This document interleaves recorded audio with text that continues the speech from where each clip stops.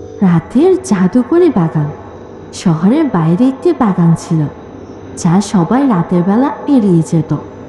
কিন্তু গ্রামের এক কৌতূহলপূর্ণ ছেলে লিওপ শুনেছিল রাতের বাগানে ফুলগুলো কথা বলে। এক রাতে লিওপ চুপচাপ বাগানে ঢুকল। চোখ মেলে দেখল ফুলগুলো ঝলমল করছে, ছোট আলো বের হচ্ছে এবং বাতাসে হালকা সুর বাজছে। হঠাৎ একটি গোলাপ ফুল তার দিকে তাকিয়ে বলল, শুধু যারা প্রকৃতির কথা বোঝে তাদের জন্য রাতের বাগান জীবন্ত হয়। লিওপ দেখতে পেল ফুলের মধ্যে ছোট ছোট রঙিন প্রজাপতি উড়ে বেড়াচ্ছে। ফুলগুলো ঝলমল করছে আর জঙ্গলটার বাতাস যেন গান করছে। লিওপ বুঝল এই বাগান শুধুই চোখের দেখার জন্য নয়, এটি প্রাকৃতিক জাদু শেখায়। রাত শেষে বাগান শান্ত হয়ে গেল, কিন্তু লিওকে মনে রইল সে জাদুকরি রাতের স্মৃতি।